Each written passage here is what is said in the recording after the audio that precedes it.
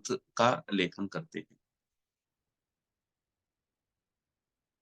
महर्षि दयानंद जी ने ये जो लेखन किया, मेरे सामने पुस्तक है, पर्वकांडी सभा का संस्करण है। और इसकी मैं भूमिका में से महर्षि दयानंद सरस्वती जी के कुछ लिखे हुए वाक्यों की तरफ आपका ध्यान आकर्षित करना चाहता हूं कि कोई संसार में बहुत लेखक हुए हैं, बहुत आपको देखने को मिलेंगे, बेस्ट सेलर्स बुक्स के नाम से इतनी कॉपियां बिक गई, इस तरह से लेकर के बहुत सारे आपको देखने को मिलेंगे।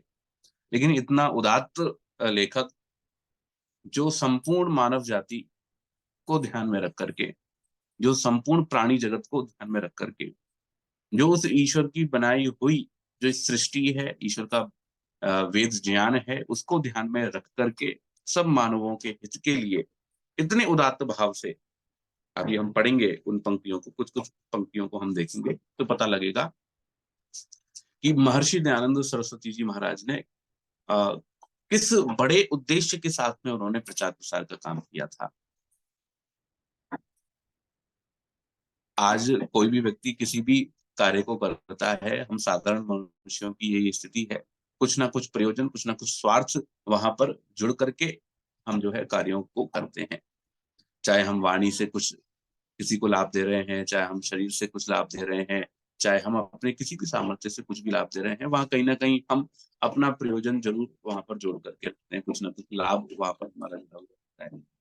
लेकिन स्वामी दयानंद कैसे हैं और क्या लाभ देख करके वो इस ग्रंथ को लिख रहे हैं, बता रहे हैं, वो मैं आपके सामने यहाँ पर रखूंगा, फिर आगे की चर्चा हम करेंगे। महर्षि दयानंद लिखते हैं, मैं कुछ कुछ बीच बीच की पंक्तियां ही पढ़ूंगा, सारा मैं नहीं पढ़ूंगा। मेरा इस ग्रंथ बनाने का प्रयोजन सत्य अर्थ का प्रकाश करना है, अर्थात जो सत्य है उसको सत्य, जो मिथ्या है उसको मिथ्या ही प्रतिपादित करना, सत्य अर्थ का प्रकाश समझा है। वह सत्य नहीं कहा था जो सत्य के स्थान में असत्य, असत्य के स्थान में सत्य का प्रकाश किया जाए, किंतु जो जैसा है उसको वैसा ही कहना, लिखना और मानना सत्य कहता है। जो मनुष्य पक्षपाती होता है वह अपने असत्य को भी सत्य और दूसरे विरोधी मत वाले के सत्य को भी असत्य सिद्ध करने में प्रवृत्त रहता है, इसलिए वह सत्य मत को प्राप्त नहीं हो सकता है। अब इसके बाद की जो दो पंक्तियां हैं बहुत विशेष हैं। इसलिए विद्वान आप्तों का यही मुख्य काम है कि उपदेश व लेख द्वारा सब मनुष्यों के सामने सत्य असत्य का स्वरूप समर्पित कर देना। तो विद्वानों का सबसे बड़ा काम क्या है, क्योंकि जो सामान्य जन है, जो सामान्य लोग हैं, वो सत्य और असत्य को पृथक करने का कार्य नहीं कर सकते, वो ये छांट नहीं सकते, वो ये देख नहीं सकते कि भाई ये तो गलत है और ये सही है, ये सही है तो इसको ग्रहण कर लें, ये गलत है तो इसको हम छोड़ दें। लेकिन ये काम किसका है? ये काम ब्राह्मणों का है, ये काम विद्वानों का है, ये काम जानकारों का है, ये काम समझदारों का है। वो जो जानते हैं वो फिर उसके बाद में सत्य असत्य को वहां पर बिल्कुल स्पष्ट रूप से रख देवे, जो सत्य है उसको वैसा ही और जो असत्य है उसको उसी रूप में वहां पर स्थापित कर दें। फिर आगे महर्षि दयानंद लिखते हैं, बिना सत्योपदेश के अन्य कोई भी मनुष्य जाति की उन्नति का कारण नहीं है। हमें लगता है बहुत ज्यादा धन कमा लेंगे ये हमारी उन्नति का कारण है, बहुत ज्यादा इस प्रकार से कर लेंगे तो ये हमारी उन्नति का कारण बनेगा।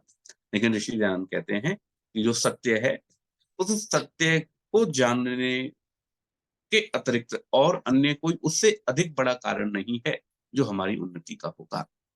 अर्थात जब व्यक्ति के अंदर ये विश्वास हो जाता है कि ये सत्य है, जब व्यक्ति को ये मालूम हो जाता है कि ये गलत है और ये सच है, तो ऐसे में फिर उस पर जब वो चलता है तो उसकी जो उन्नति होती है निश्चित रूप से वो अभूतपूर्व उन्नति होती है। आगे ऋषि लिखते हैं, विद्वानों के विरोध से अविद्वानों में विरोध बढ़कर अनेक विध दुख की वृद्धि और सुख की हानि होती है। विद्वानों में विरोध होने लग जाए और विद्वानों में विरोध हो जाए तो उस विरोध का क्या होगा, उस विरोध का क्या दुष्परिणाम होगा। दो विद्वान लोग लड़ने लग जाएं जितने भी लोग हैं, समझदार लोग हैं, वो खुद ही लड़ने लग जाएँ। तो जब वो खुद ही लड़ने लग जाएँगे, तो फिर वो दूसरों को क्या बताएँगे?